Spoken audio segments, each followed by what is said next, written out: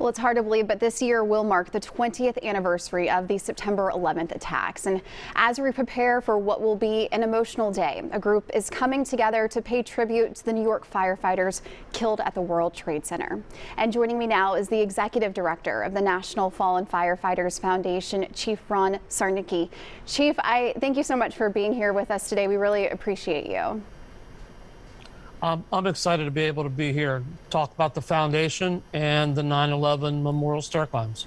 And Chief, I know I already said it, but it really is hard to swallow. It's already been 20 years. It's just so hard to believe. And as we are preparing for this 20th anniversary, firefighters, as you've told us, are crossing the country, are preparing and training for a stair climb where they'll be honoring the 343 New York firefighters who lost their lives. So for some of us who may not know how a stair climb works, would you mind just kind of telling us what it is?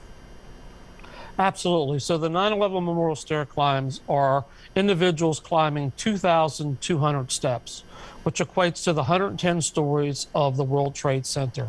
That is what the firefighters from New York had to face that day. And each climber carries a photograph and the name of one of those fallen firefighters in memory of that lost hero. But I have to say that not only do we have firefighters climbing, but we have members of the public climbing. Firefighters may climb in their personal protective equipment and breathing apparatus, or people may just climb in regular sporting clothes. But either way, it's an opportunity for people to participate, to show respect and tribute, and most of all, to recognize the sacrifices firefighters make each and every day throughout our country. And Chief, you guys started this in 2005 with just one small stair climb. Can you take us back to that and how it all came about? It actually started in Denver. A couple of firefighters wanted to do something to pay tribute to the 343. So they came up with the idea of the steps and the name badges and did it, and it just got a lot of support. And so it became obvious that this is something that people across the country want to do. There's a physical fitness component. Some places include some training activities on how to handle high-rise buildings and command and control. But most of all, it's a way also to raise funds to support the families and the co-workers of our nation's fallen firefighters. And if people are interested in making the climbs, they can do it in person or they can do it virtually. And all that information can be found on our website at firehero.org.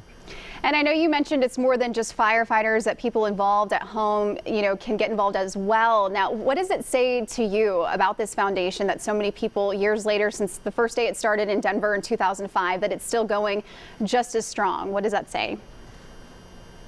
It really tells me that there's a commitment to honor and respect those individuals that lost their lives in the line of duty serving their communities. And the public wants to do that. The fire service wants to do that.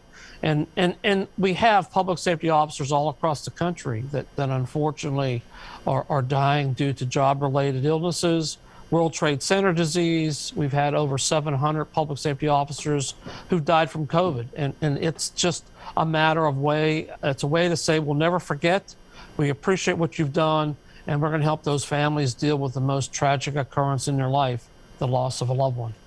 Chief, thank you so much for being here today. We really appreciate you. Thank you for having me. And again, firehero.org is where you could find out more information about this. Thank you so much.